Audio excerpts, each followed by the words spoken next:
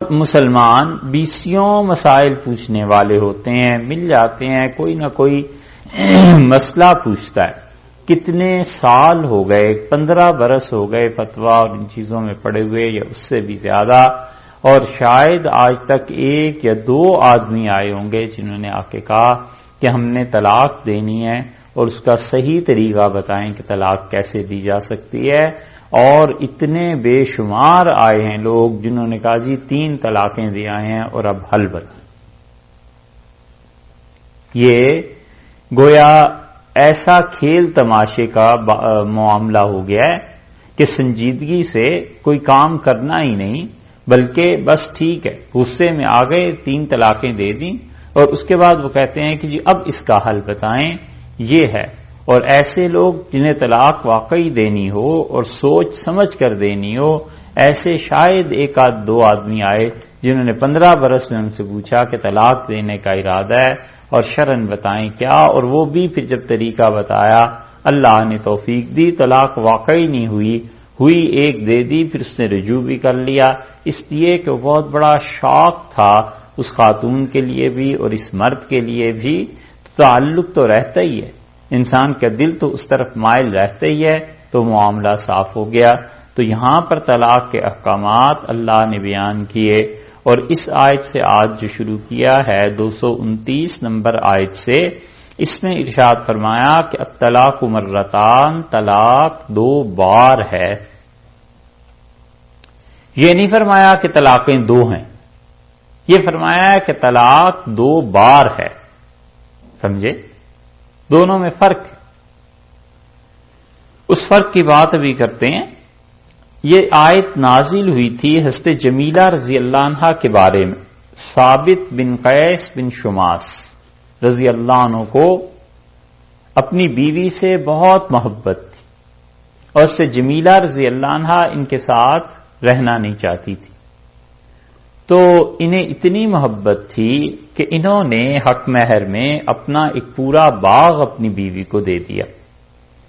تو جب عورت نے مطالبہ کیا کہ مجھے طلاق چاہیے، تو یہ خلا ہو گیا، اور خلا کا حکم آگے آتا ہے۔ تو رسول اللہ صلی اللہ علیہ وسلم نے فیصلہ فرمانا تھا، اور اللہ نے یہ آیت نازل کی کہ الطلاق مرتان، طلاق 2 بار ہے۔ یہ نہیں فرمایا کہ طلاقیں 2 ہیں۔ اس کا مطلب یہ ہے کہ 1 مرتبہ طلاق ہونی چاہیے، اور پھر اس کے بعد اگر تمہارا جی چاہے تو دوسرے طہر میں دوسری طلاق دے دو، بس اس سے زیادہ کچھ نہیں۔ کیونکہ تیسری طلاق کا ذکر اللہ تعالی نے بہت بعد میں کیا ہے، تو طلاقیں 2 ہونے کا مطلب یہ نہیں ہے کہ طلاقیں 2 ہیں، طلاقیں 2 بار ہیں۔ 1 بار طلاق دے دی طہر کی پاکیزگی کی حالت میں، پھر ایام اس عورت کے شروع ہو گئے، اب اپنی عدت گزار رہی ہے، اور جو اس کا طہر ہے پاکیزگی کا زمانہ، اس میں اگر چاہے تو 1 طلاق اور دے دے، 2 سے نہ بڑھے، 2 سے بڑھنا یا طلاقوں کو جمع کر لینا 1 بار، یہ بدعت ہے، گناہ کی بھی بات ہے کہ 3 طلاقیں بیک وقت دے دینا، یہ گناہ کی بات ہے، شریعت کے حکم کے مذاق ایک طرح اڑانے کی بات ہے۔ ایک صحابی رضی اللہ عنہ نے عرض کیا رسول اللہ صلی اللہ علیہ وسلم سے کہ میں نے اپنی بیوی کو طلاق دی ہے 1000 بار، تو آپ نے فرمایا 3 مرتبہ تو وہ نافذ ہو گئی، اور 997 مرتبہ تم نے اللہ سے مذاق کیا۔ اور عربوں کے ہاں طلاقیں اس طرح دی جاتی تھیں کہ تم پر اتنی طلاقیں پڑیں جتنے آسمان میں ستارے، تم پر اتنی طلاقیں پڑیں جتنے زمین میں ریت کے ذرے۔ الیاذ باللہ، یہ خدا کا حکم اور قانون، اس طرح وہ اس کا مذاق اڑاتے تھے۔ اللہ نے اس کو منع کر دیا اور فرمایا کہ طلاقیں جن میں تم رجوع کر سکتے ہو 2 بار ہیں۔ تو اس 2 الفاظ سے ایک تو مسئلہ یہ پتا چل گیا کہ اللہ نے خود اس بات کو برا جانا ہے کہ کوئی آدمی 2 طلاقیں اکٹھی دے دے، بلکہ طلاقیں 2 بار ہیں، 1 بار 1 طلاق دے، دوسری بار پھر دوسری طلاق دے، اور تیسری بار تیسری طلاق مت دے۔ اس کا حل آگے آ رہا ہے، اور رہ گئی یہ بات کہ کوئی آدمی بیک وقت 2 طلاقیں دے دیتا ہے تو طلاق واقع تو ہو جائے گی، نافذ تو ہو جائے گی، اس کا نفاذ اس سے کوئی چیز نہیں بچا سکتی۔ 3 طلاقیں بے وقت دے گا، تینوں کی تینوں نافذ ہو جائیں گی۔ جیسے کسی کو کوئی گولی مار دے، قتل کر دے تو قتل تو ہو ہی جائے گا۔ یہ الگ بات ہے کہ شریعت نے اسے منع کیا ہے اور ناپسندیدہ قرار دیا ہے اور ظلم قرار دیا ہے، لیکن وہ چیز نافذ ہو جائے گی، وہ پڑ جائے گی۔ تو اسی لیے رسول اللہ صلی اللہ علیہ وسلم نے 3 طلاقوں کو نافذ فرمایا ہے خود عملاً، اور میاں بیوی میں تفریق کرا دی ہے۔ تو طلاقیں 2 بار ہونے کا مطلب یہ ہے کہ وہ طلاقیں جن میں تم رجوع کر سکتے ہو وہ 2 ہیں، اور تیسری طلاق کے بعد جو رجوع ہے وہ آگے چل کر آتا ہے۔ اس سے اگلی آیت میں اس سے اگلی آیت اگر آپ دیکھیں تو اسے شروع کیا ہے فَإِن طَلَّقَهَا، اور اگر وہ طلاق دے دے تو یہ تیسری طلاق ہے۔ تیسری طلاق کے بعد رجوع کرنے کا معاملہ کچھ اور ہے، اور جن 2 طلاقوں میں تم رجوع کر سکتے ہو وہ اور ہے، اور وہ یہ ہے کہ 2 طلاقوں کے بعد رجوع، ایک تو یہ پتا چلا، اور ایک یہ پتا چلا کہ طلاقیں 2 بار ہیں، 2 طلاقوں کا دینا، ایک بار ایک طلاق دے، اس کے بعد طہر میں جو اس کی طہارت اور پاکیزگی کا زمانہ آیا پھر دوسری طلاق دے دے، اور اس کو بھی حوصلہ شکنی کی گئی ہے شریعت میں، منع کیا گیا ہے کہ مت دو دوسری طلاق بھی، بس ایک کو ہی چلنے دو۔ اس لیے کہ شوہر کے پاس پوری زندگی میں صرف 3 طلاقیں دینے کا ہی اختیار ہوتا ہے، اس سے زیادہ نہیں۔ ایک آدمی نے 1 طلاق آج دے دی، رجوع کر لیا، 10 سال بعد اس نے پھر ایک بار طلاق دے دی، تو اس کا یہ مطلب تھوڑا ہی ہے کہ اب نئے سرے سے 3 کی کاؤنٹنگ شروع ہو گئی، وہ اس کی دوسری طلاق ہو گئی۔ پھر 10 سال بعد ایک مرتبہ کہہ دیا طلاق دی تو اس کی تیسری طلاق ہو گئی، ختم ہو گیا رشتہ اور نکاح کا۔ یہ غلط فہمی ہے لوگوں میں کہ 3 طلاقیں دے دیں اور پھر دے دیں اور پھر دے دیں، وہ کوئی چیز نہیں ہے۔ ایک مرتبہ بھی اگر طلاق کہہ دے گا تو ساری زندگی کے لیے اس نے اس دھاگے کو، اس رسی کو ایک مرتبہ تو کٹ کر لیا، اب 2 مرتبہ ہی اس کے پاس آپشنز باقی ہیں، 2 ساری زندگی میں۔ وہ جب بھی آئندہ کہے گا اپنی یا بیوی کی موت سے ایک لمحہ پہلے بھی کہہ دیا کہ طلاق، تو یہ دوسری طلاق ہوگی، یہ نہیں ہے کہ پچھلی طلاق کینسل ہوگی۔ اسی لیے بار بار اللہ نے ان احکامات کے دوران کہا ہے ڈرو اللہ سے، ڈرو اللہ سے، یاد رکھو اس کی طرف جانا ہے، یاد رکھو حساب دینا ہے، کہ ان چیزوں کو ہنسی کھیل، ان چیزوں کو مذاق اور نشانہ ان چیزوں کا نہ بناؤ۔ اسی لیے بیوی سے اس قسم کی باتیں کرنا جو طلاق اور اس قسم کی چیزیں ہیں، غصے میں یا ہنسی خوشی میں، مذاق میں بہت بچ کے رہنا چاہیے۔ اس ٹاپک کو ہی نہیں چھیڑنا چاہیے، جتنا بھی شدید غصہ آ جائے قطعاً اس غصے پہ عمل نہ کرے۔ تو ارشاد فرمایا فَإِمْسَاكُمْ بِمَعْرُوفٍ، اس کے بعد، اس طلاق کے بعد تم نے اسے روکنا ہے، امساک روک لینا ہے، بے معروفین قاعدے کے مطابق، طریقے کے مطابق اگر تم روکنا چاہتے ہو تو اسے روک لو، اور رجوع کر کے طلاق سے یہ مراد ہے کہ اگر تم روکنا چاہتے ہو اپنی بیوی کو، رجوع کرنا چاہتے ہو تو قاعدے کے موافق رجوع کرو، اور قاعدہ اور طریقہ یہ ہے کہ اگر اس نے 1 طلاق دی ہے صراحتاً، بالکل صاف لفظوں میں 1 طلاق دی ہے، تو 1 طلاق سے رجوع میں اللہ نے شوہر کو اختیار دیا ہے، بیوی چاہے نہ چاہے شوہر رجوع کر سکتا ہے۔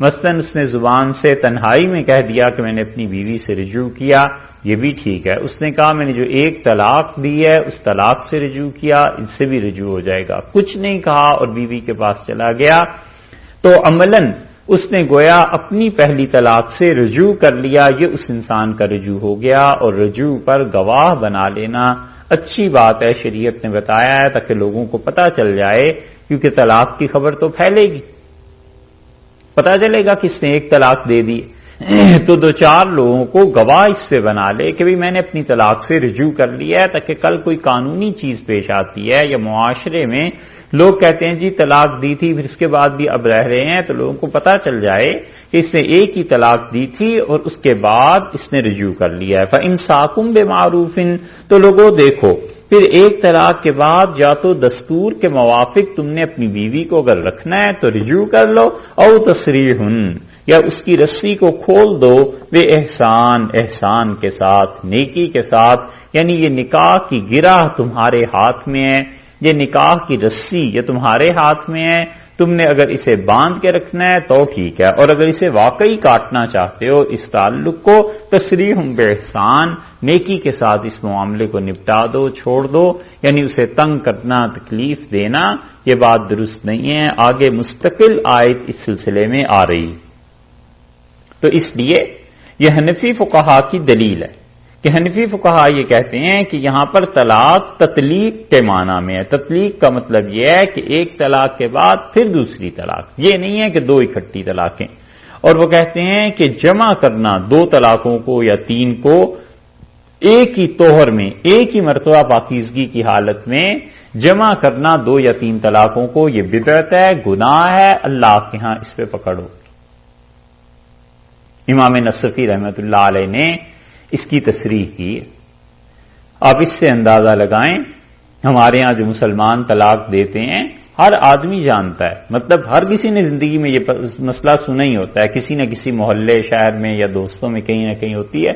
کتنے لوگ آپ کے علم میں ایسے ہوں گے جو پہلے اس کی تحقیق بھی کر لیتے ہیں کہ میری بیوی طہارت اور پاکیزگی کی حالت میں ہے یا ایام کی حالت میں؟ کتنے لوگ سوچتے ہوں گے اس بات؟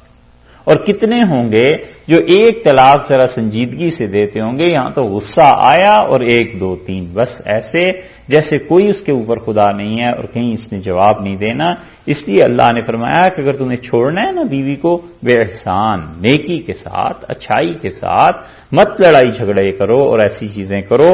ولا یحل لکم، اور تمہارے لیے ہرگز یہ جائز نہیں ہے، ان تاخذوا، کہ تم لے لو، مما، جو کچھ کے، آتیتموہن شیئا، جو کچھ کہ تم نے اپنی بیوی کو دیا تھا، ذرہ برابر بھی اس میں سے کوئی چیز واپس دینا تمہارے لیے اب جائز نہیں۔ یہ ہے حق مہر کہ جو اس نے اپنی بیوی کو ادا کیا۔ حق مہر کتنا ہونا چاہیے؟ حق مہر کے سلسلے میں حنفی فقہا کا موقف تو یہ ہے کہ وہ کہتے ہیں کہ کم سے کم 3 تولے 4 تولے چاندی ہونی چاہیے، 3 اور 4 کے بیچ میں، اس سے کم پر نکاح ہو جائے گا لیکن اس پر مہر مثل دینا پڑے گا، کم سے کم اتنا۔ اب 3 تولے 4 تولے چاندی اب دیکھ لیجئے، ہمارے ہاں تو اس وقت بھی وہ 200 روپے 300 روپے میں آ جاتی ہے، اور جو بھی یہاں کا حساب ہوگا تو کم سے کم اتنا حق مہر تو ہے، کیونکہ رسول اللہ صلی اللہ علیہ وسلم نے فرمایا کہ اس سے کم حق مہر نہیں رکھا جا سکتا۔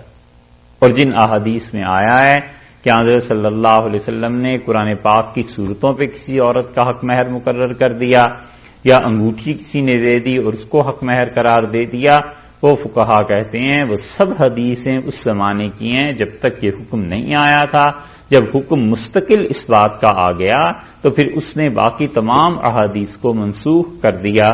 وہ ایسے ہی ہے جیسے شراب کے سلسلے میں آپ آیات پڑھ چکے ہیں کہ پہلے حکم نہیں آیا تھا، اس لیے اللہ تعالی نے کچھ پابندیاں لگائیں، اور جب حکم آ گیا تو پھر مستقل پابندی لگ گئی کہ اب تم بالکل شراب کے قریب تک نہیں جا سکتے۔ اسی طرح حق مہر اتنا تو کم سے کم ہے۔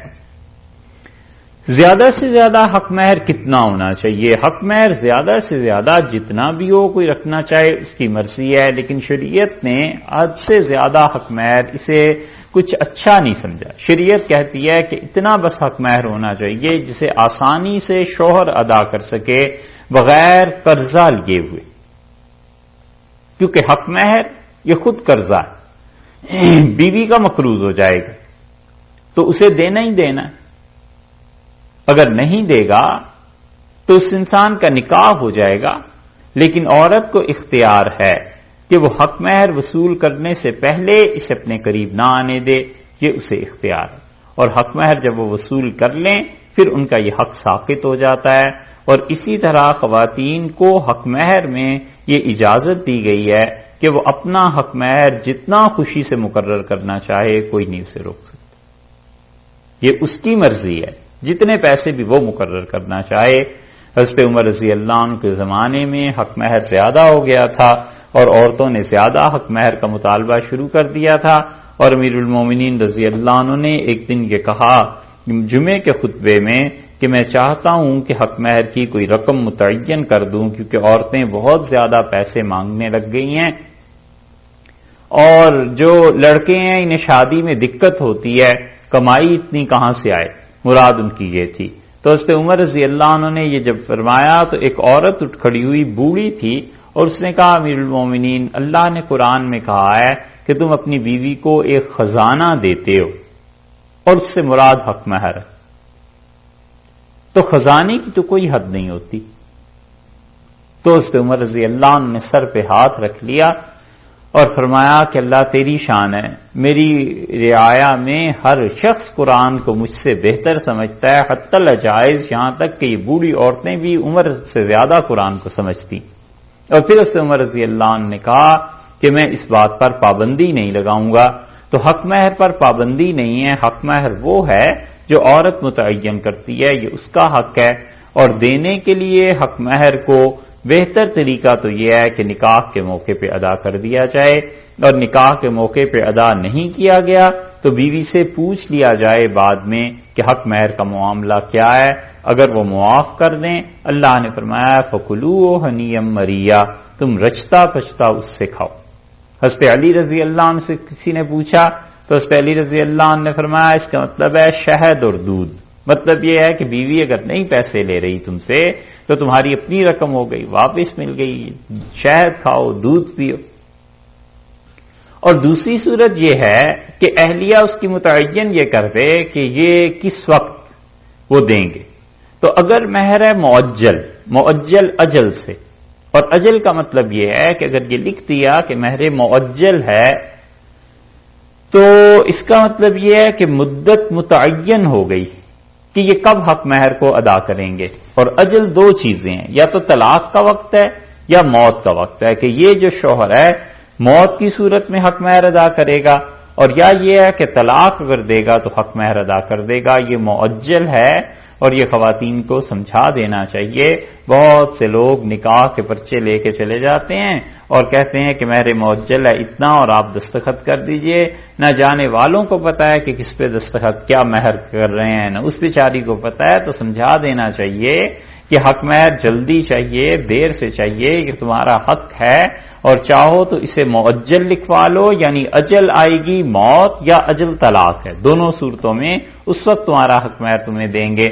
اور ایک یہ ہے کہ معجل جلدی سے جو ہے اجلت میں، تو وہ عورت کی اپنی مرضی ہے۔ عند طلب میں بھی یہی ہوتا ہے کہ عورت جب طلب کرے حق مہر کو اس وقت دینا چاہیے، تو شوہر کو یا تو معاف کر دے، یہ اس کی مرضی، وہ کہے بعد میں دیتی ہوں، اس کی مرضی۔ معجل اگر لکھوا لیا ہے تو طلاق یا موت، ان دونوں صورتوں میں اس عورت کا حق مہر ادا کیا جائے گا۔ اور جب وراثت کی تقسیم ہوگی تو وراثت کی تقسیم میں سب سے پہلے دیکھا جائے گا کہ اس شخص پہ قرض کتنا ہے، اور سب سے قوی دین، سب سے مضبوط قرض جسے پہلے اتارنا ہے وہ عورت کا حق مہر ہے۔ ان معاملات میں احتیاط نہیں کرتے، اور یہ کوئی چھوٹی چھوٹی چیزیں نہیں ہیں، اللہ کے ہاں حقوق العباد میں پکڑے جانے کا امکان ہے۔ حقوق العباد کو پورا کرنا چاہیے، حتیٰ کہ اگر کسی آدمی کے والد کا انتقال ہو جائے اور یہ پتہ چل جائے یا والدہ سے پوچھ لے یا بتا دیں کہ حق مہر ادا نہیں کیا گیا، تو یہ ضروری ہے کہ باپ کی طرف سے حق مہر ادا کیا جائے، وگرنہ ان کے ذمے وہ قرض رہے گا اور آخرت میں اس کی پرسش ہوگی۔ یہ ایسی چیزیں ہیں، اور یہ تو ان لوگوں کے سوچنے کی باتیں ہیں جو 10-10 لاکھ حق مہر لکھوا دیتے ہیں، ایسے جیسے یہ کوئی چیز ہی نہیں۔ اور ارادہ یہی ہوتا ہے، وہ اس لیے زیادہ لکھواتے ہیں کہ یہ طلاق نہ دے سکے، اور اس کا ارادہ یہ ہوتا ہے کہ کون سا ہم نے دینی ہے، طلاق دینی ہے تو دے دینی ہے، بس اس میں حق مہر پھر عدالتوں میں چلتے رہیں گے۔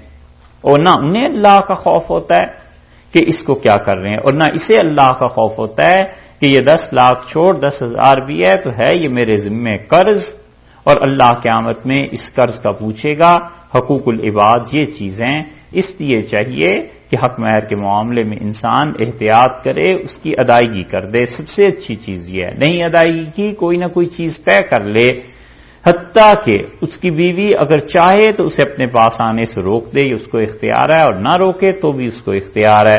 اللہ نے فرمایا کہ اگر تم نے طلاق دینی ہے نا تو دیکھو 2 طلاقیں، اور اس کے بعد اسے اگر تم نے چھوڑ دینا ہے تو جو حق مہر تم اسے دے چکے ہو، اب یہ تمہارے لیے جائز نہیں ہے کہ تم اس حق مہر میں سے کوئی چیز واپس لو۔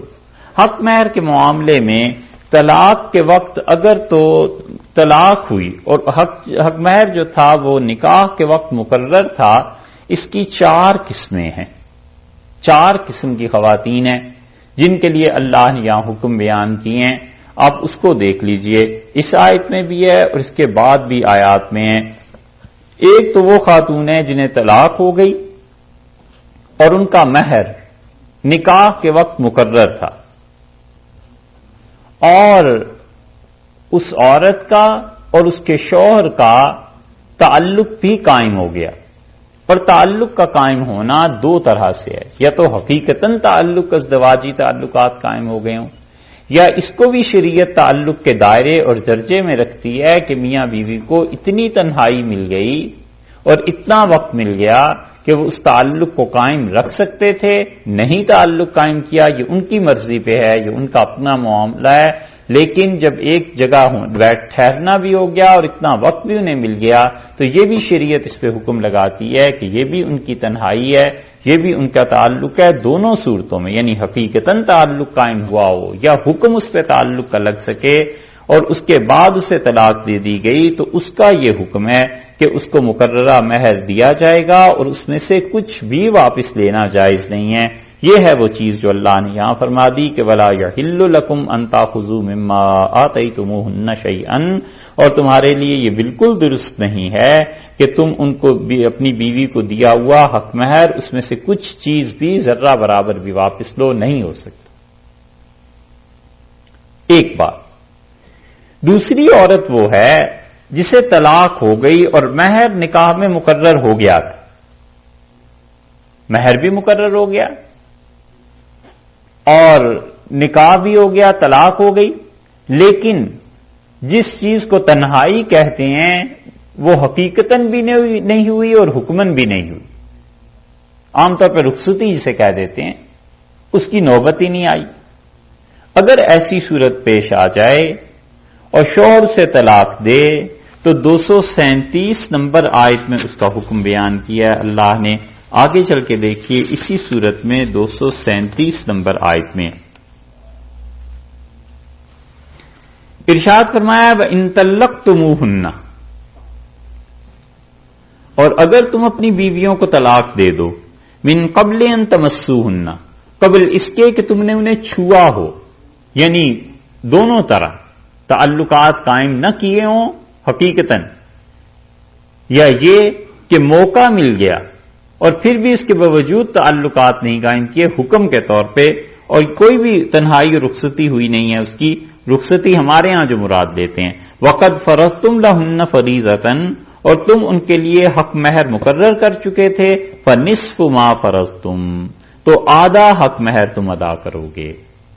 1 لاکھ حق مہر مقرر کیا اور رخصتی نہیں ہوئی تھی، کوئی جھگڑا پیش آ گیا، کچھ آ گیا اور نکاح ہو چکا تھا، بس یہ ایک چیز باقی تھی رخصتی کی، اور طلاق دینے کی نوبت آ گئی۔ اللہ نے کہا طلاق دو گے تو آدھا حق مہر تم دو گے، کیونکہ یہ طلاق ہوئی ہے، نکاح ہوا ہے تو ہی تو طلاق واقع ہو رہی ہے، آدھا حق مہر تمہارے ذمہ پڑ جائے گا۔ تیسری قسم کی عورت وہ ہے کہ اسے طلاق ہوئی، نکاح ہوا تو طلاق ہو گئی، اور اس سے تنہائی بھی اس کی نہیں ہوئی شوہر کی، اور حق مہر بھی مقرر نہیں ہوا۔ ایسی صورت بھی کبھی پیش آ جاتی ہے کہ نکاح ہو گیا پھر طلاق ہو گئی، اور نہ ہی تنہائی کا موقع ہوا اور نہ مہر مقرر ہوا، تو اسے مہر نہیں دیا جائے گا، بلکہ 236 نمبر آیت یہاں آگے آپ دیکھیے، وہاں پہ اللہ نے اس کا حکم بیان کیا ہے۔ 236 نمبر آیت کریمہ میں اللہ تعالی نے فرمایا لا جناح علیکم، اور تم پر کوئی باز پرس نہیں ہے، ان طلقتم النساء، اگر تم عورتوں کو طلاق دیتے ہو، ان عورتوں کو ما لم تمسوہن، جنہیں تم نے چھوا بھی نہیں، او تفرضوا لہن فریضہ، اور نہ تم نے ان کے لیے کوئی حق مہر مقرر کیا تھا، تو نہ انہیں چھوا ہے، تنہائی ہوئی، اور نہ ہی حق مہر مقرر ہوا، صرف نکاح ہو گیا، تو پھر کیا ہوگا؟ اللہ نے فرمایا ہے پھر تم پہ کوئی ایسی بات نہیں ہے کہ حق مہر دو، متعوہن، تو تمہیں چاہیے کہ اس کے ساتھ اچھا سلوک کرو۔ متعوہن کا مطلب یہ ہے، شاہ ولی اللہ صاحب رحمۃ اللہ علیہ نے اس کا ترجمہ کیا ہے کہ دہید اینچنی متعلقات را بہرا دہید، مطلب ان کے ساتھ اچھا سلوک کرو۔ حنفی فقہا نے اس پہ متعین کیا ہے کہ وہ کہتے ہیں کم سے کم ایک جوڑا کپڑوں کا اچھی قسم کا جو اس کی استطاعت میں ہوگا، جس میں 3 کپڑے شامل ہیں، شلوار، قمیص اور چادر، یہ تینوں چیزیں اسے دینی پڑیں گی۔ علی الموسع قدرہ، اللہ نے کہا یہ ضروری ہے اس انسان کے لیے جتنی اس کی وسعت ہے اس کے مطابق دے، وعلی المقتر قدرہ، اور جو اگر کوئی تنگ دست ہے تو اپنے حساب کے مطابق دے گا۔ مطعام بالمعروف، قاعدے کے مطابق یہ نفع پہنچانا ہے۔ حقاً المحسنین، اور جو تم احسان کرنے والے شوہر ہو تمہارے ذمے اللہ نے یہ ضروری قرار دیا ہے۔ تو یہ تیسری قسم کی خواتین ہو گئیں، یہ ہے حق مہر، تیسری قسم کا جو آگے آ رہا ہے۔ چوتھی قسم کی وہ طلاق ہے کہ نکاح ہو گیا، رخصتی بھی ہو گئی، تنہائی کی نوبت بھی آ گئی اور حق مہر مقرر نہیں تھا۔ یہ تیسری میں تو وہ بتایا نا کہ رخصتی کی نوبت ہی نہیں ہوئی۔ چوتھی میں وہ خواتین ہیں جن کے ساتھ سارے مراحل طے ہو گئے سوائے اس کے کہ اس کا حق مہر مقرر نہیں تھا۔ اللہ نے اس کے لیے کیا حکم دیا ہے وہ حدیث میں آیا ہے۔ رسول اللہ صلی اللہ علیہ وسلم نے ایسی خواتین کے لیے مہر مثل کا حکم دیا ہے، اور مہر مثل کا مطلب یہ ہے کہ اس خاتون کے خاندان میں دیکھا جائے گا، ددھیال میں، کہ اس کے ددھیال جو ہیں ان کے ہاں کتنا مہر رکھا گیا ہے اور ان کے ہاں ایسی بچیوں کا کیا حق مہر ادا کیا جاتا ہے۔ مہر مثل کا حکم آگے بھی آتا ہے، اور مہر مثل کو یہ سمجھنا چاہیے کہ خاندانی مہر، آپ سمجھتے ہیں خاندانی مہر بعض خاندانوں میں مقرر ہوتا ہے نا بچیوں کے لیے کہ بس اتنا حق مہر ہے، یہ مہر مثل کہلاتا ہے۔ اور یہ چاہیے لوگوں کو کہ خاندان میں مہر مثل مقرر کریں، اور مہر مثل کا مقرر کرنے کا مطلب یہ ہے کہ خود جب نکاح کرے، پھر اس کے بعد اللہ تعالیٰ اولاد دے، اپنی بیٹیوں کے بہنوں کے نکاح کرے، تو کوئی نہ کوئی مہر کی ایک رقم اپنے خاندان کے لیے متعین کرنی چاہیے، تاکہ آئندہ نسلیں جو آئیں گی ان کے لیے یہ شریعت کا مسئلہ آسان ہو جائے۔ اور مہر مثل میں سب سے اچھی چیز یہ ہے، شرعاً نہیں کہہ رہے لیکن ویسے بتا رہے ہیں کہ حضرت فاطمہ رضی اللہ عنہا کا جو حق مہر تھا نا، رسول اللہ صلی اللہ علیہ وسلم نے اپنی صاحبزادی کے لیے جو حق مہر مقرر کیا تھا، اگر کوئی آدمی اتنا حق مہر مقرر کر لے تو وہ اچھا ہے، اور وہ 130 تولے چاندی۔ 130 تولے چاندی کا مطلب یہ ہے کہ آج کل کے وہ 10-12 ہزار روپے ہیں، جیسے $200 ہو گئے تقریباً، اتنے اس مالیت میں یہ آ جاتا ہے۔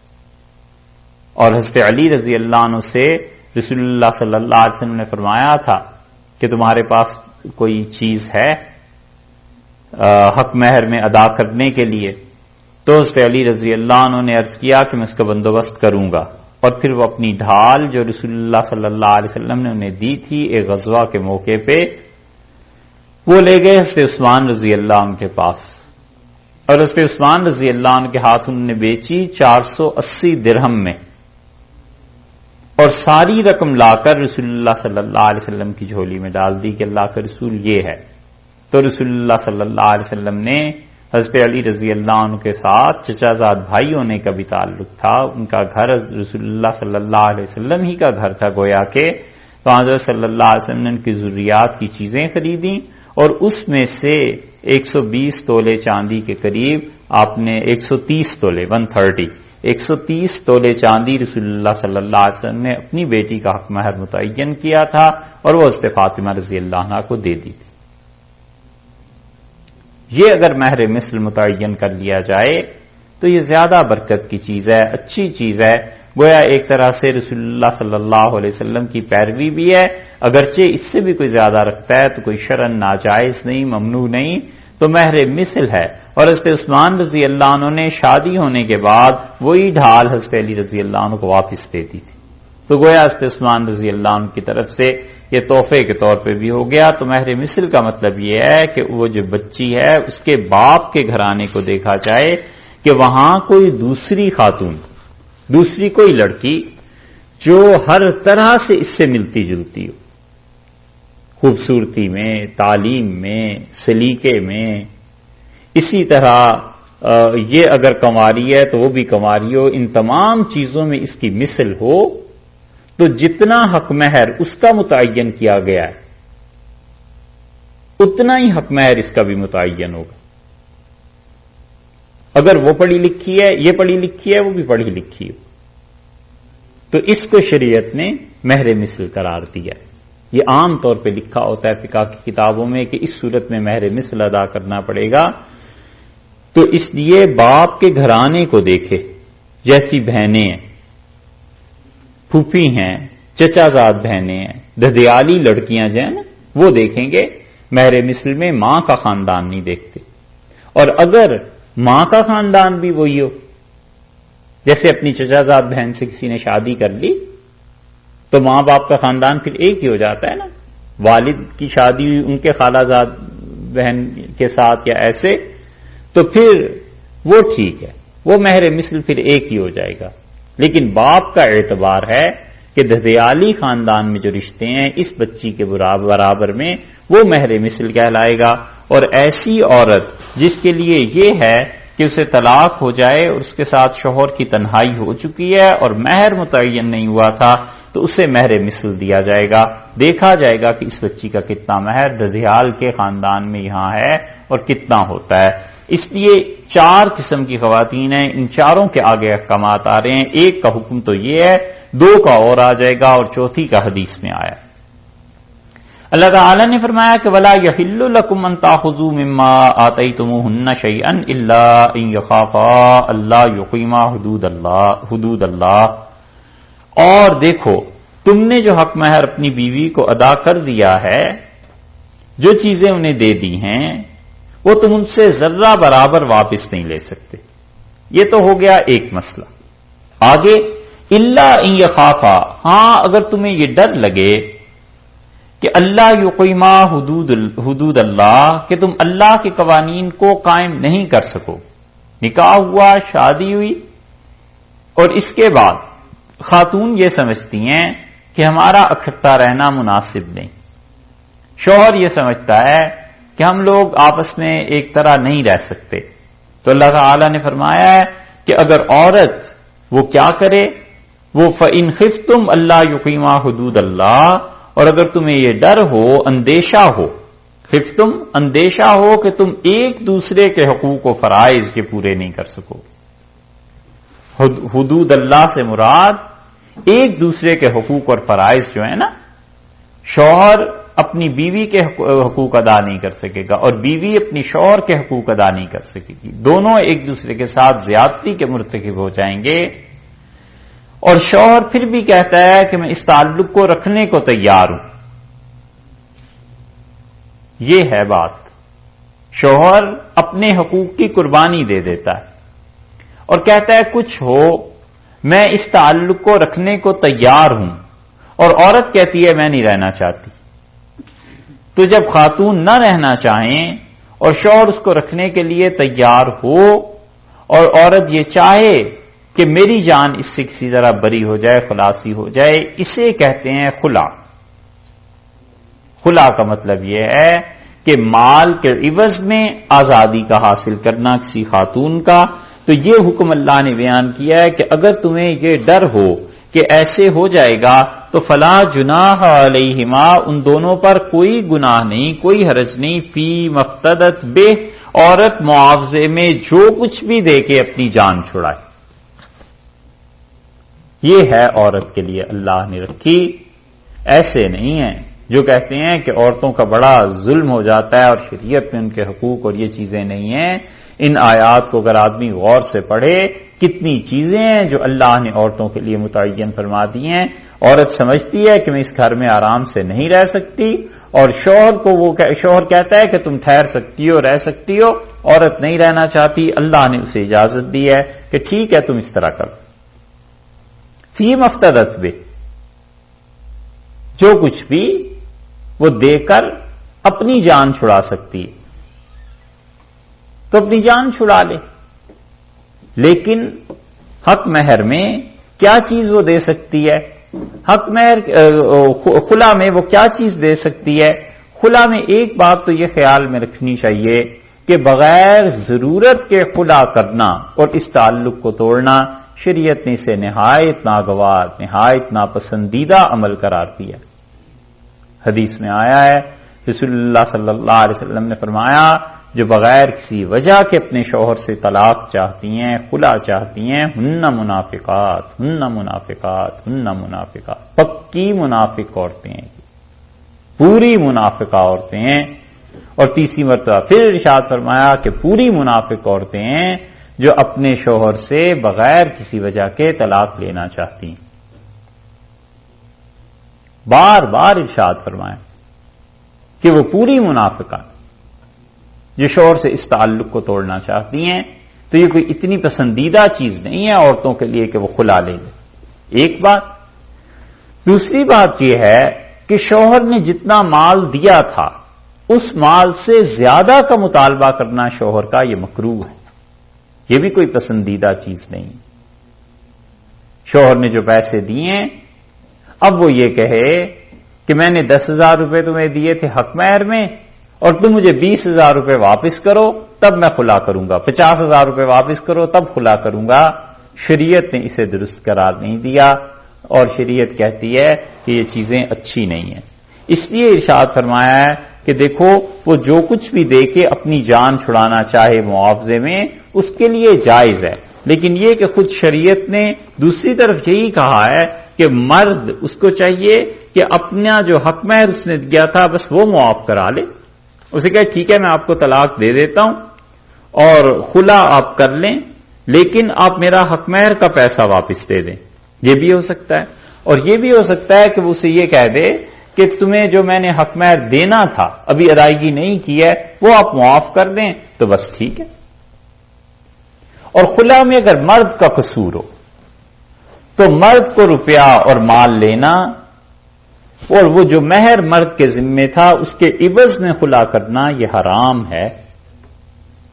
یہ مسئلہ یاد رکھنا کہ مرد کا اگر قصور واقعی ہے اور لڑکی نے خلا کا مطالبہ کر دیا، وہ اپنے شوہر کے ظلم سے تنگ آئی ہوئی ہے، وہ کہتی ہے میرا اس کے ساتھ گزارا نہیں ہو سکتا یا کوئی بھی اور بات ہے، اور شوہر اس کا کہے کہ میں نے جو آپ کو حق مہر دیا تھا 5,000 یا 10,000 وہ واپس کر دو یا اس سے کم واپس کر دو.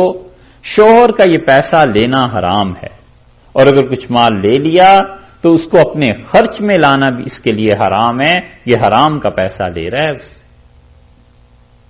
یہ ہوتا ہے عدالتوں میں.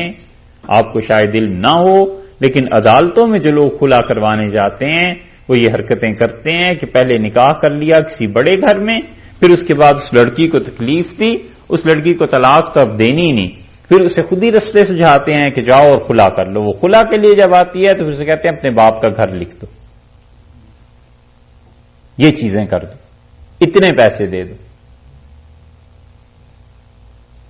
اور دلیل میں یہ آیت لے آتے ہیں کہ اللہ نے فرمایا فلا جناح علیہما فی مفتدت بے، اور عورت اپنی جان چھڑائے جتنے بھی پیسے دے کے تو کہتے ہیں کوئی حرج نہیں ہے. اس کا یہ مطلب نہیں ہے کہ جتنے بھی پیسے دے کے حق مہر سے زیادہ ہونا نہیں چاہیے. حق مہر سے زیادہ ہوگا تو ویسے ہی مکروہ. اور اگر مرد نے ایسی حرکت کی ہے اس کی وجہ سے خلا ہو رہا ہے مرد کے ظلم کی وجہ سے، تو بیوی سے کچھ بھی حتیٰ کہ جو حق مہر دیا ہے اس کو بھی واپس دینا حرام ہے. اور نہ صرف یہ کہ حرام ہے، اس کا خرچ کرنا بھی حرام ہے. اور عورت کا ہی قصور ہو تو پھر جتنا حق مہر دیا تھا اس سے زیادہ مہر نہیں لینا چاہیے، اس سے زیادہ عوض میں نہیں لینا چاہیے. لیکن خلا اس صورت میں بھی ہو جائے گا. اس لیے اللہ تعالی نے ارشاد فرمایا وَمَن يَتَعَدَّ فلا جناح علیہما، ان دونوں پر کوئی گناہ نہیں ہے، فی مفتدت بہ، جو کچھ کہ وہ ان پیسوں کو دے کر، ان چیزوں کو دے کر اپنی جان چھڑاتی ہے، تلک حدود اللہ، اور یہ ہیں اللہ کے حدود، یہ ہے وہ چیز جو اللہ نے بیان کی ہے۔ خلا کا مطلب اب سمجھ گئے کہ خلا کیا چیز ہے، ٹھیک ہے؟ اچھا، اسی طرح خلا کی تعریف میں کچھ چیزیں آپ سے اور عرض کر دیں کہ خلا میں یہ بیان کیا گیا ہے کہ کسی طرح بھی نباہ نہ ہو سکے، کوئی بھی ایسا مسئلہ آ جاتا ہے کہ میاں بیوی میں نباہ نہیں ہو سکتا اور مرد طلاق نہیں دیتا، تو اس صورت میں خلا جائز ہو، بغیر کسی وجہ کے خلا یہ بھی ناپسندیدہ چیز ہو گئی۔ اور خلا کے لیے یہ بھی ضروری ہے کہ ایک ہی مجلس ہو، ایک ہی مجلس میں بیٹھ کر یہ اقرار کریں کہ مرد یہ کہے یا عورت یہ کہے کہ جو میرا حق مہر ہے تمہارے ذمے ہے اور وہ تم رکھ لو، اور اس کے عوض میں تم میری جان چھوڑ دو، اور مرد اگر کہہ دیتا ہے کہ میں نے جان چھوڑ دی تمہاری، میں نے خلا کیا، اسی مجلس میں کہے گا، تو پھر اس عورت پر ایک بائن طلاق پڑ جائے گی۔ اب روک کے رکھنے کا اس عورت کو مرد کو اختیار نہیں، اور اگر مرد نے اسی جگہ بیٹھے بیٹھے جواب نہیں دیا، اٹھ کھڑا ہوا، مرد نہیں اٹھا، عورت اٹھ کے چلی گئی، اور اس کے بعد مرد نے کہا کہ اچھا بھئی میں نے یہ خلا مان لیا، مجلس اگر بدل جائے گی تو پھر اس کہے کا اعتبار نہیں ہے، یہ خلا نہیں ہوگا۔ شریعت نے اس کے لیے ضروری قرار دیا ہے کہ ایک مجلس ہو، جواب اور سوال ایک جگہ ہونے چاہیے، اس طرح جان چھڑانے کو شریعت نے خلا کہا۔ ایک مسئلہ یہ بھی ہے کہ مرد نے کہا میں نے خلا کیا، اور عورت نے کہا کہ میں نے قبول کر لیا، ایک ہی مجلس میں، اور عورت نے وہاں سے چل دی، بعد میں کہا تو خلا نہیں ہوا، اور عورت اپنی جگہ بیٹھی رہی، اور مرد کھڑا ہو گیا اور عورت نے اس کے اٹھنے کے بعد، مرد کے چلنے کے بعد قبول کر لیا، تو خلا ہو جائے گا۔ دونوں صورتیں الگ الگ ہیں، مجلس کا اتحاد، مجلس کا ایک ہونا، لیکن مرد کہہ کے اٹھ کے چلا گیا اور عورت نے اس کے اٹھنے کے بعد قبول کیا اگر، تو عورت چونکہ اصل ہے نا خلا میں، اب یہ خلا منعقد ہو جائے گا۔ اور پیسے کا اگر ذکر ہی نہیں کیا اور یہ کہا کہ مہر معاف کرتے ہیں، یا یہ جو مہر تمہیں ادا کرنا تھا، میرا حق بنتا تھا، وہ میں چھوڑتی ہوں، اور ایک ہی مجلس میں کہہ دیا، تو یہ معافی ہو جائے گی، خلا ہو جائے گا۔ اچھا، اور اگر ذکر کر دیا عورت نے کہ تم مجھ سے 10,000 لے لو اور میری جان چھوڑ دو، میں جو زیورات اپنے والدین کے ہاں سے لائی ہوں وہ بھی تمہیں دیتی ہوں، اور تم میری جان چھوڑ دو، اور اس نے کہا کہ میں نے اس پیسے کو یا اس زیور کو لے لیا اور تمہیں چھوڑ دیا، یہ کہتے ہی اس پہ طلاق بائن پڑ جائے گی، نکاح ٹوٹ جائے گا، یہ عورت آزاد ہو گئی، اب عدت گزارے اور اپنا نکاح کہیں بھی کرے، جو بھی معاملات ہیں وہ الگ ہیں، لیکن خلا اس طرح ہو جاتا ہے۔ ہاں، لڑکا اگر نابالغ ہوگا، بچپن میں بھی کبھی کبھی نکاح کر دیتے ہیں دیہات میں، تو اس سے خلا نہیں ہو سکتا جب تک کہ وہ بالغ نہ ہو، یہ ہے، ٹھیک ہے؟ تو اس لیے یہ حضرت ثابت رضی اللہ عنہ کے ساتھ یہ چیز پیش آئی تھی۔ اللہ تعالیٰ نے فرمایا ہے کہ اگر تمہیں یہ ڈر ہو کہ تم ایک دوسرے کے حقوق اور فرائض کو پورا نہیں کر سکو گے، فلا جناح علیہما، ان دونوں کے لیے کوئی حرج نہیں ہے، فی مفتدت بہ، وہ عورت جو کچھ بھی ادا کر کے اپنی جان کو چھڑا لے، ٹھیک ہے؟ ہو گئے یہ مسئلے۔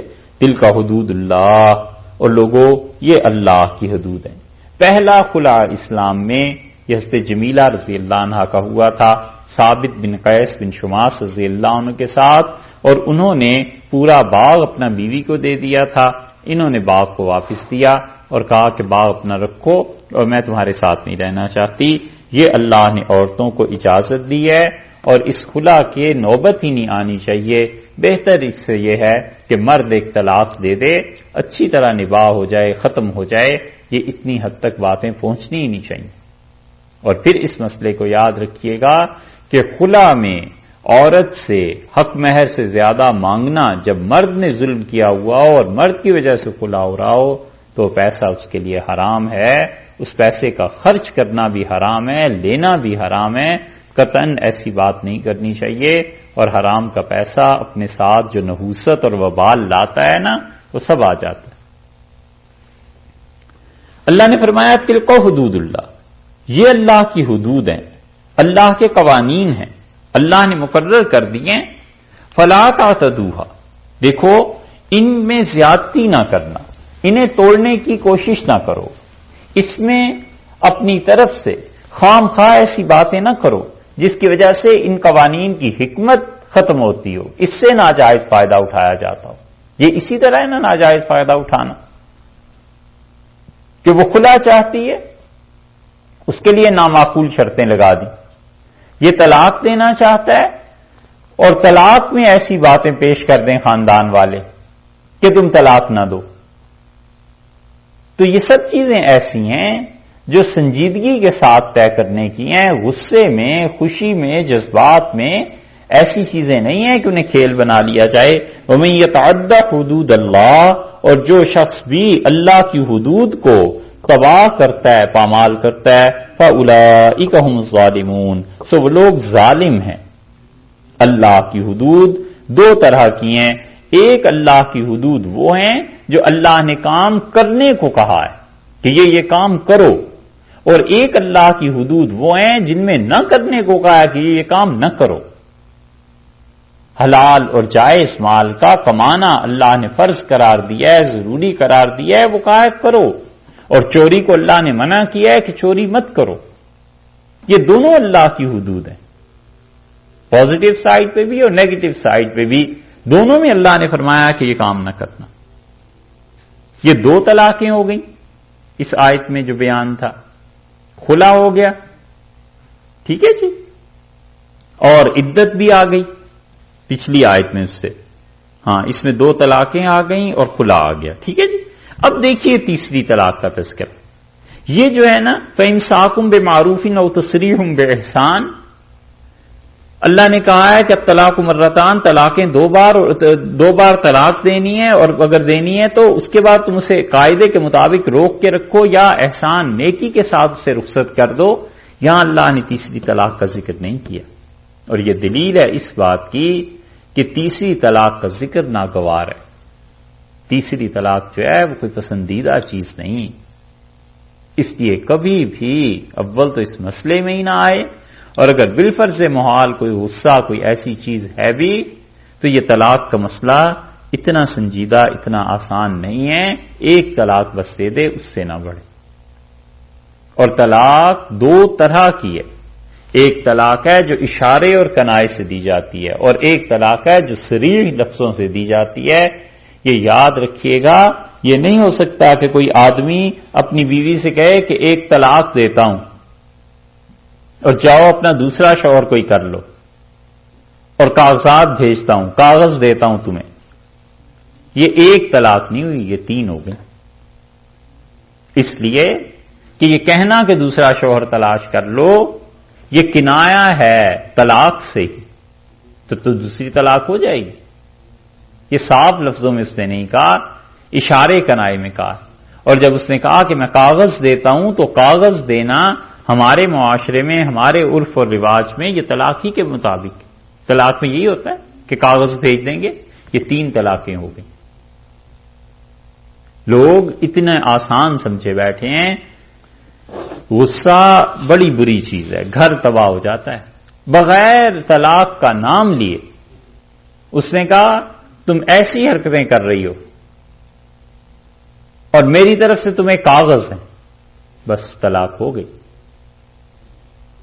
انسانوں کی عزت بہت بڑی چیز ہے، وہ خاتون ہو یا شوہر ہو، دونوں کی عزت بہت بڑی چیز ہے، کھیل تماشے کی چیزیں نہیں۔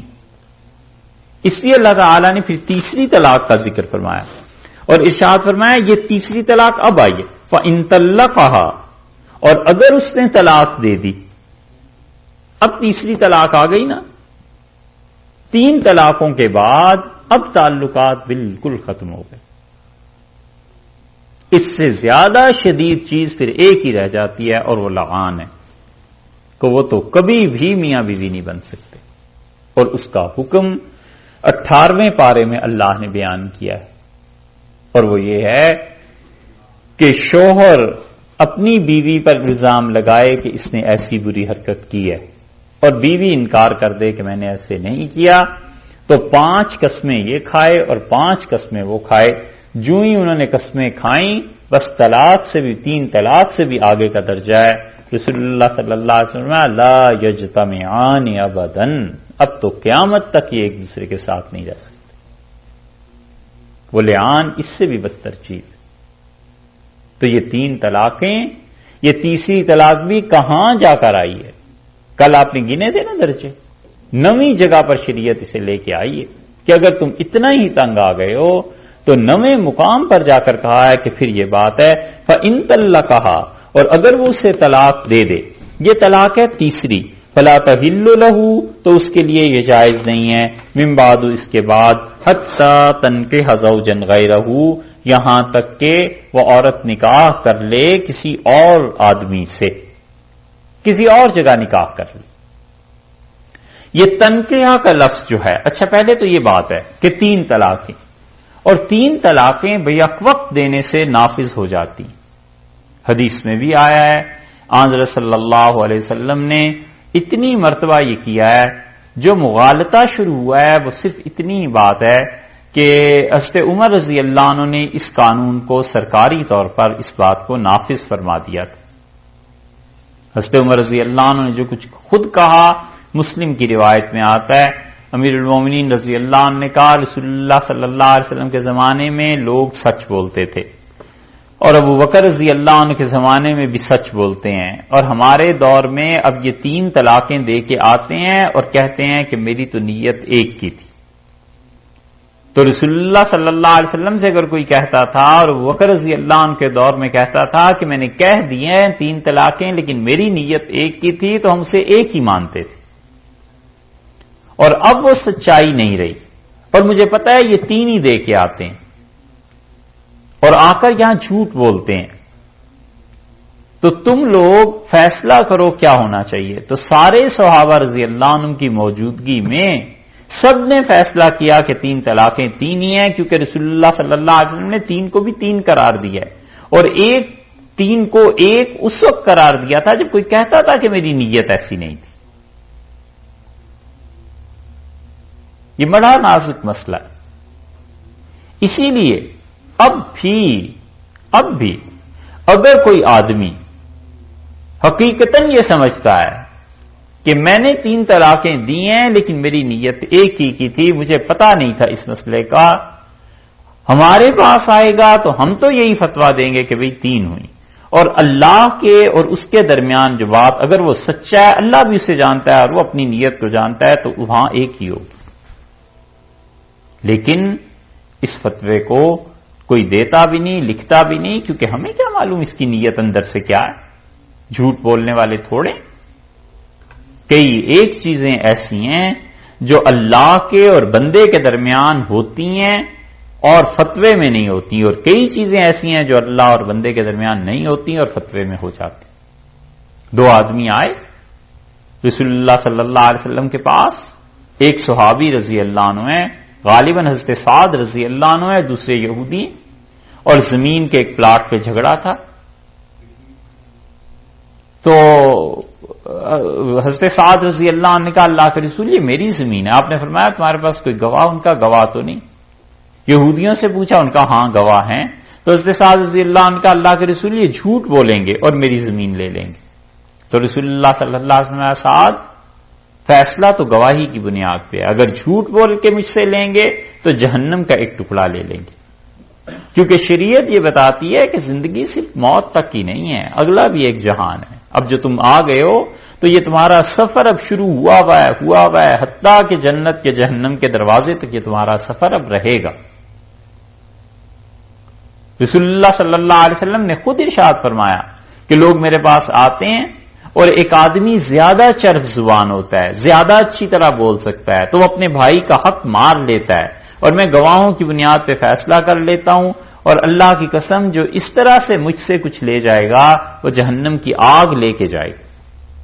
تو اس کا مطلب یہ ہے کہ گواہوں کی بنیاد پہ فیصلہ ہو جائے گا. وہ چیز حقیقت میں تو اس کی نہیں ہو گئی نا، کیونکہ اللہ تو جانتا ہے کہ اس کی نہیں ہے. تو یہ چیز ہے جو اللہ کے اور بندے کے درمیان ہے، وہ زمین اس کی نہیں ہوئی، گواہوں نے گواہی دی، ہو گئی. اس لیے کہ عدالت تو ظاہر کے حالات کو دیکھتی، اور اس کے بالکل برعکس بھی ہو جاتا ہے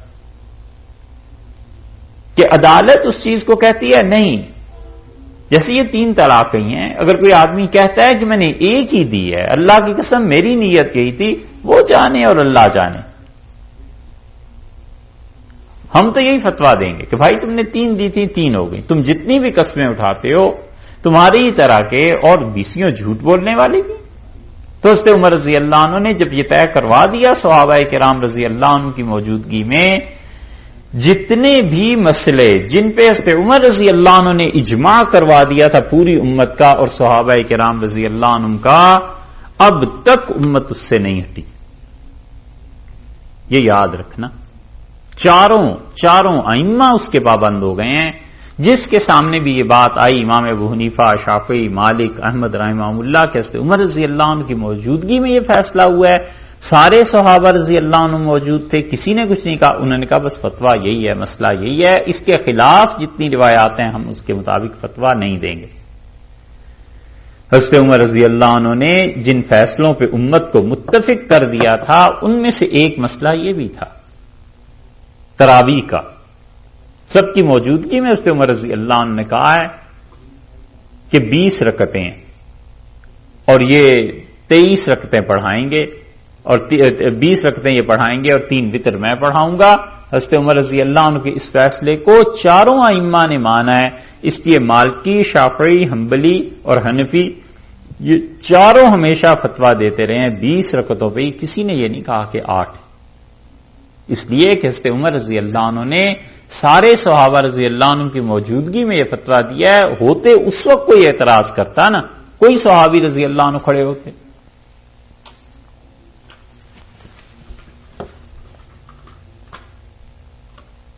حضرت عمر رضی اللہ عنہ نے فیصلہ کیا. اختلاف کی مثال دیتے ہیں کہ فوج جو علاقے فتح کرتی ہے یہ کس کے ہیں.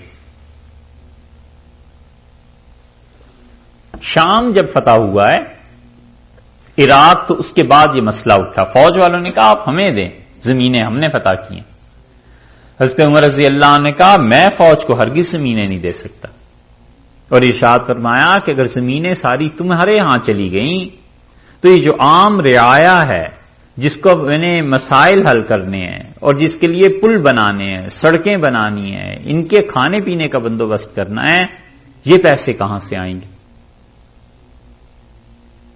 بڑی لمبی بحث ہوئی. کتاب الخراج میں امام ابو یوسف رحمۃ اللہ نے سب کچھ لکھا ہے. خلاصہ اس کا مختصر یہ ہے کہ حضرت عمر رضی اللہ عنہ نہیں مانے، اور پھر ایک دن انہوں نے لوگوں کو جمع کیا اور ان کا مجھے مشورہ دو. اور 3 آدمی حضرت عمر رضی اللہ عنہ کے شدید مخالف تھے اس مسئلے میں. ایسے تھوڑا ہی تھا کہ روب اور دبدبے سے کوئی حکم ہو جاتا تھا، لوگ آزادی سے بات کرتے تھے. انہوں نے کہا ہم نہیں مانتے آپ کی بات. حضرت عمر رضی اللہ عنہ نے ایک دن لوگوں کو جمع کیا، پھر مختلف اجلاس ان کے ہوتے رہے، اور کہا میں کل نماز پڑھا رہا تھا تو مجھے یاد آیا کہ اللہ نے قرآن میں یہ کہا ہے، یہ آیت میری دلیل ہے.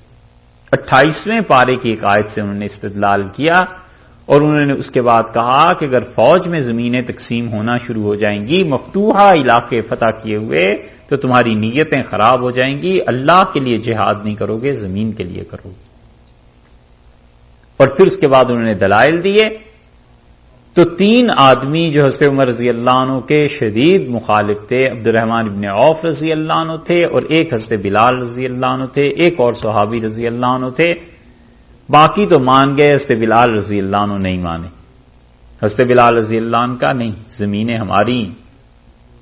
اور جب سب مان گئے اور حضرت بلال رضی اللہ عنہ کہتے رہے یہ چیزیں محفوظ ہیں، یہ دلیل ہے اس کی کہ حضرت عمر رضی اللہ عنہ کوئی ٹھونستے تھوڑے ہی کہ فیصلے میں مشورہ کرتے تھے کہ بھئی. تو حضرت عمر رضی اللہ عنہ کو غصہ آیا. انہوں نے کہا اللہ مرحنا من بلال، اللہ اس بلال سے میری جان چھڑا دے. تو حضرت بلال رضی اللہ عنہ چلے گئے شام اور ان کا انتقال ہو گیا. تو لوگ کہتے تھے کہ رسول اللہ صلی اللہ علیہ وسلم نے یہ جو فرمایا تھا کہ امیر المومنین اگر حاکم عادل ہو تو اس کی دعا قبول ہو جاتی ہے. حضرت عمر رضی اللہ عنہ کی دعا بلال کو لگ گئی. لوگ یہ کہتے تھے. لیکن اس فیصلے میں حضرت عمر رضی اللہ عنہ نے جو فیصلہ کیا، چاروں ائمہ میں سے کوئی نہیں ہٹ سکا.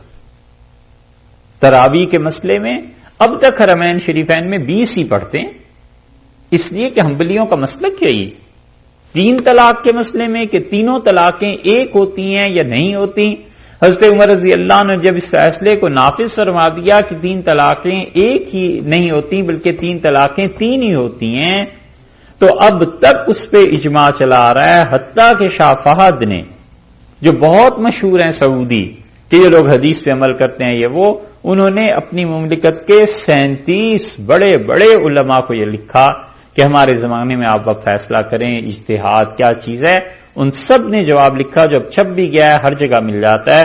ان 37 علماء نے کہا کہ حضرت عمر رضی اللہ عنہ کے زمانے میں جو فیصلہ ہو گیا تھا کوئی چیز اس کے مخالفت میں نہیں آ سکتی. 3 طلاقیں 3 ہی ہوں گی، ایک نہیں ہوتی. اب بھی 1984-85 میں انہوں نے فیصلہ کیا تھا. شیخ عبدالعزیز بن باز زندہ تھے مرحوم، انہوں نے بھی دستخط کیے، سب نہیں کیے. کوئی اس سے نہیں ہٹ سکا. حضرت عمر رضی اللہ عنہ کے زمانے میں اس بات میں اختلاف تھا لوگوں کا کہ بیوی کے ساتھ تعلقات میں کب غسل فرض ہو جاتا ہے. کچھ صحابہ رضی اللہ عنہ نے اس بات پر فتویٰ دیا کہ محض تعلق کے آغاز میں ہی شوہر اور بیوی کا جو تعلق ہے، محض مرد کا اپنے عضو کو داخل کر دینا، اس پہ غسل فرض نہیں ہوتا جب تک کہ وہ فارغ نہ ہو جائے. اور کچھ صحابہ رضی اللہ عنہ نے کہا کہ محض اتنی سی بات سے بھی غسل واجب ہو جائے گا. حضرت عمر رضی اللہ عنہ نے شورا بلائی اور فرمایا کہ تم آپس میں اختلاف کرتے ہو، تمہارے بعد آنے والے اس سے زیادہ مختلف ہو جائیں گے. یہ مسئلہ تو روز پیش آتا ہے، کیا دلیل ہے تمہارے پاس اور کیا دلیل ہے؟ اور پھر حضرت عمر رضی اللہ عنہ نے سب کو بٹھایا اور اس بات پر فیصلہ فرمایا گیا. حضرت عمر رضی اللہ عنہ نے کہا کہ محض دخول سے بھی غسل واجب ہو جائے گا، چاہے مرد فارغ ہوا ہے یا نہیں ہوا. اس پر کوئی امت میں ان کے خلاف نہیں چل سکا. یہ 3-4 مثالیں ہم نے دی ہیں، بھری پڑی ہے کتابیں کہ حضرت عمر رضی اللہ عنہ نے جو فیصلے اپنی خلافت میں کروا دیے، چاروں ائمہ ان فیصلوں کے پابند رہے. انہوں نے کہا حضرت عمر رضی اللہ عنہ نے صحابہ رضی اللہ عنہ کی موجودگی میں یہ فیصلے کرائے ہیں، اب ہم اس سے ادھر ادھر نہیں ہٹ سکتے. یہ ہے اجماع ایک طرح سے. شیخ الاسلام ابن تیمیہ رحمۃ اللہ علیہ میرے مخدوم اور میرے محبوب اور میرے مربی ہونے کے باوجود شیخ کی یہ بات مانے جانے کے قابل نہیں. ابن تیمیہ رحمۃ اللہ علیہ نے لکھا ہے کہ 3 طلاقیں ایک ہی ہوتی ہیں، اور یہ سارے سعودی اور حنبلی اور ابن تیمیہ رحمۃ اللہ علیہ کو امام ماننے والے اس مسئلے میں آ کے ابن تیمیہ کے مخالف ہیں. وہ کہتے ہیں نا، حضرت عمر رضی اللہ عنہ جو فیصلہ کرایا تھا وہ سب کے لیے حجت اور دلیل. سمجھے؟ اس لیے جو اب وبا چل پڑی ہے نا کہ 3 طلاقیں دے کے آ جاتے ہیں، اور جی میں نے غصے میں دی تھی، ایسے دی تھی، ایسے دی تھی. سنجیدگی آئی اتنی کب ہے کہ طلاق کے مسئلے میں پوچھیں طلاق غصے میں ہی دیتے ہیں اور کیسے دیتے ہیں آج کل کے حساب سے. اس لیے یہ تیسری طلاق کا ذکر ہے. فَإِن طَلَّقَهَا، اور اگر اس نے تیسری طلاق دے دی تو پھر کیا ہوگا؟ فَلَا تَحِلُّ لَهُ مِن بَعْدُ حَتَّى تَنكِحَ زَوْجًا غَيْرَهُ، یہاں تک کہ وہ عورت نکاح کرے کسی اور سے. یہ تنکیحہ جو ہے نا، اس کا مطلب یہ ہے کہ وہ عورت نکاح کرے. اور یہ دلیل ہے حنفی فقہا کی کہ وہ کہتے ہیں کہ عورت کو نکاح میں جبر نہیں کیا جا سکتا، عورت آزاد ہے. 2 شرائط کے ساتھ اگر وہ نکاح کرے گی کہیں بھی اس کا نکاح منعقد ہو جائے گا. فَإِن طَلَّقَهَا، اور اگر اس کا دوسرا شوہر اسے طلاق دے دے، فَلَا جُنَاحَ عَلَيْهِمَا، تو ان دونوں پر کوئی گناہ نہیں ہے. اِن يَتَرَاجَعَا، کہ یہ دونوں پھر سے آپس میں نکاح کر لیں. پہلے شوہر نے طلاق دی، اس کی عدت گزر گئی، اب دوسری جگہ اس نے نکاح کر لیا، پھر اس کی عدت گزر گئی، اب پہلے شوہر نے پھر پیغام بھیجا کہ میں تمہارے ساتھ رہنا چاہتا ہوں، شادی کرنا چاہتا ہوں. اللہ فرماتے ہیں ان ظنّا ان یقیما حدود اللہ، اگر ان میں گمان غالب یہ ہو ان کو ایک طرح کا گمان غالب یہ ہو کہ اب ٹھوکر لگی ہے صحیح اور اب بنیں گے انسان اور رہیں گے ٹھیک. اللہ نے کہا تم دوبارہ نکاح کر لو، کوئی ایسی بات نہیں ہے. اور اللہ تعالی نے لفظ ارشاد فرمایا ظنا، اگر وہ دونوں گمان کرتے ہیں، دونوں وہ سوچتے ہیں. اس کا مطلب یہ ہے کہ عورت کو بھی اللہ نے اختیار دیا ہے نکاح کا، اور دو شرائط کے ساتھ وہ اگلی آیات میں آ رہی. اور ظنا کا لفظ اس لیے استعمال کیا، اللہ نے یہ نہیں کہا کہ ان علما، اگر دونوں نے جان لیا یا دونوں کے پاس علم ہے. اللہ نے فرمایا ظنا، اس لیے کہ وہ غیب کا علم ہے کہ آگے کیا ہونا ہے، اور نہ وہ شوہر کو پتا ہے نہ بیوی کو پتا ہے. اللہ کے علاوہ کوئی نہیں جانتا کہ مستقبل میں کیا ہونا ہے. اس لیے فرمایا کہ اگر ان دونوں کا گمان ہے کہ وہ دونوں اللہ کے ان قوانین کی پابندی کر سکیں گے، ایک دوسرے کے حقوق فرائض جو چیزیں ذمہ سے پوری کر سکیں گے، تو دونوں کر لیں، پھر نکاح کر لیں. 5 شرائط اللہ نے یہاں بتائی ہیں، اور ان میں سے ایک بھی کم ہوگی تو نکاح نہیں ہوگا. ان 5 شرائط میں سے ایک یہ ہے کہ وہ پہلا شوہر جب طلاق دے گا تو اس کی عدت گزارے گی، ٹھیک ہے، پھر اس کے بعد دوسرے شوہر سے وہ نکاح کرے گی.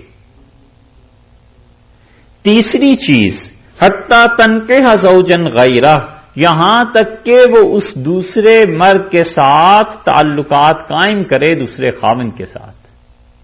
رسول اللہ صلی اللہ علیہ وسلم سے کسی نے پوچھا تھا کہ کیا محض نکاح کافی ہے، تو رسول اللہ صلی اللہ علیہ وسلم نے بڑے صاف الفاظ میں ارشاد فرما دیا. صحیح روایات میں حدیث میں آتا ہے، آپ نے فرمایا یہاں تک کہ تو اس سے لطف اندوز ہو جائے اور وہ تجھ سے فائدہ اٹھا لے، اس وقت تک جائز نہیں.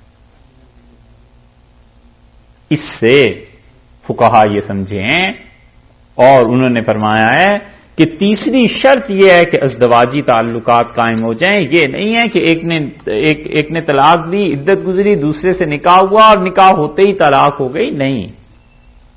حتی تنکح زوجن غیرہ، یہاں تک کہ وہ اپنے دوسرے شوہر سے، یہ تنکح کا جو لفظ ہے نا نکاح کا، یہ دونوں معانی میں استعمال ہوتا ہے. محض نکاح کا ہونا، ایجاب اور قبول کا ہونا، اور یہ تنکیہ کا لفظ اسی کا دوسرے معنی ہے ازدواجی تعلقات کا قائم ہو جانا. تو یہاں پر مراد یہ ہے کہ وہ دوسرے شوہر سے ازدواجی تعلق کو قائم کرے گی. 3 چیزیں. چوتھی بات یہ ہے کہ ان تعلقات کے بعد پھر وہ اسے دوسرا شوہر طلاق دیتا ہے.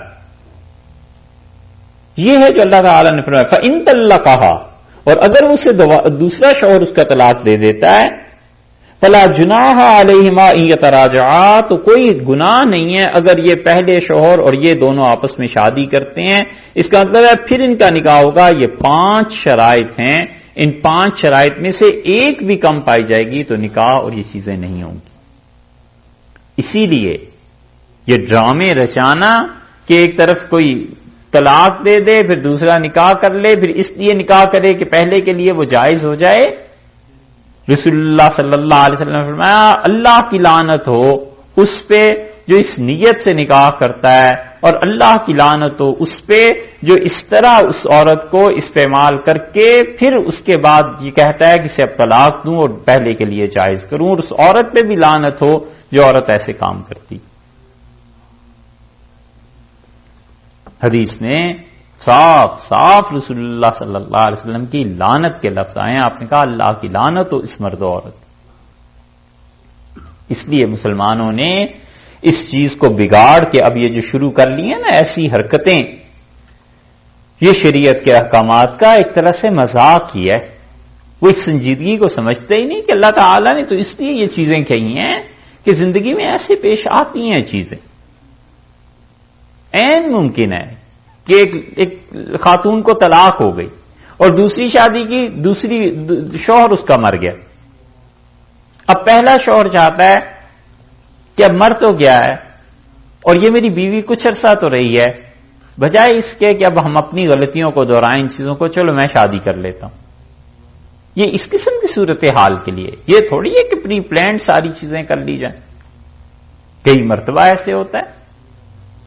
یہ تھی نا یہ حضرت اسما رضی اللہ عنہ، اسما رضی اللہ عنہ کا نکاح ہوا تھا حضرت جعفر رضی اللہ عنہ سے، وہ شہید ہو گئے. پھر ان کا نکاح ہوا حضرت بکر رضی اللہ عنہ سے، حضرت بکر رضی اللہ عنہ کا انتقال ہوا. پھر ان کا تیسرا نکاح ہوا حضرت علی رضی اللہ عنہ سے، حضرت علی رضی اللہ عنہ شہید ہو گئے. تو لوگ کہتے تھے مدینہ منورہ میں کہ کسی نے شہادت اگر حاصل کرنی ہے تو اسما سے نکاح کر لو. ایسے ہی خوش مزاجی کے طور پہ کہتے تھے. کئی مرتبہ اب بھی ہوتا ہے معاشروں میں، ہمارے اب آنکھوں دیکھی چیزیں کہ بچیاں بیوہ ہو جاتی ہیں، طلاق ہو جاتی ہے، دوسری جگہ شادی ہوئی، دوسرے شوہر کو کچھ ہو گیا. اب پہلا شوہر یہ چاہتا ہے، اللہ نے کہا ہے یہ پانچوں چیزیں پوری ہو جائیں. اگر تمہیں گمان ہے، تم سمجھتے ہو کہ اللہ کی حدود کو، یعنی دونوں کے ایک دوسرے کے ذمے جو فرائض اور واجبات ہیں وہ پورے کر سکو گے، کوئی عرض نہیں ہے. وَتِلْكَ حُدُودُ اللَّهِ، دیکھا ہے.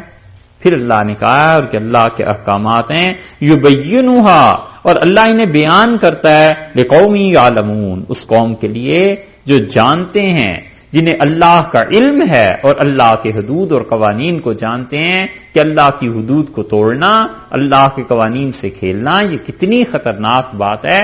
اللہ نے فرمایا لِقَوْمٍ يَعْلَمُونَ، اس قوم کے لیے ہم بیان کرتے ہیں. وَإِذَا طَلَّقْتُمُ النِّسَاءَ، اور جب تم اپنی عورتوں کو طلاق دے دو، فَبَلَغْنَ أَجَلَهُنَّ، اور وہ اپنی اجل کو پہنچ جائیں. اجل سے مراد مدت، متعین، وہ وقت جو مقرر ہے. مہر کی صورت میں اجل سے مراد وہ مدت جو متعین ہے، یعنی شوہر کے مرنے کے ساتھ ہی اگر مہر ادا نہیں ہوا تھا، کوئی بات چاہے ہوئی بھی نہیں تھی، تو بھی عورت کا مہر قرض کے کھاتے میں آ جائے گا کہ اس کا مہر دینا ہے. اجل سے مراد نکاح کے باب میں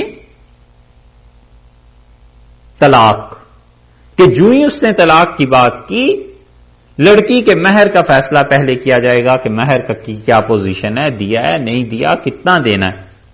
یہاں پہ کیا مراد ہے؟ فَبَلَغْنَ أَجَلَهُنَّ، عدت، یعنی جب اس کی عدت پوری ہونے کے قریب ان خواتین کی آ جائے تو پھر فَامْسِكُوهُنَّ، رجوع کر لینا، انہیں اپنے پاس رکھنا. یہ اچھی چیز ہے. رسول اللہ صلی اللہ علیہ وسلم نے اسی لیے ان ازدواجی تعلقات کے توڑنے کو بڑا ہی مکروہ جانا ہے. حدیث میں آتا ہے، حضرت صلی اللہ علیہ وسلم نے فرمایا شیطان بیٹھ جاتا ہے پانی پہ اور اپنا تخت جما لیتا ہے، اور جتنے چھوٹے چھوٹے شیاطین ہوتے ہیں اس کے پاس حاضری دیتے ہیں، اور وہ پوچھتا ہے کہ تم نے کیا کیا انسانوں کا، تو بتاتا ہے میں نے فلاں سے گناہ کرایا، فلاں سے گناہ کرایا، فلاں کو ایسے بہکایا. اور جو شیطان اس میں سے کھڑا ہو کے کہتا ہے کہ میں نے میاں بیوی میں لڑائی کرا دی حتیٰ کہ طلاق ہو گئی، تو فرمایا وہ اسے اپنے قریب کر لیتا ہے، گلے لگاتا ہے کہ تم نے صحیح کام کیا. یہ چیز ہے جو رسول اللہ صلی اللہ علیہ وسلم نے فرمایا، یعنی شیطان اکبر جو ہے وہ بھی اس چیز سے خوش ہوتا ہے. اسی لیے حضرت بریرہ اور حضرت مغیث رضی اللہ عنہ کا جو معاملہ پیش آیا، حضرت بریرہ رضی اللہ عنہ جو تھیں یہ باندی تھیں حضرت عائشہ رضی اللہ عنہ کی، اور مغیث رضی اللہ عنہ کو اچھی لگی، نکاح ہو گیا. اور رسول اللہ صلی اللہ علیہ وسلم نے فرمایا میں نے کسی کو نہیں دیکھا جو کسی لڑکی کی محبت میں ایسا دیوانہ ہوا ہو جیسے یہ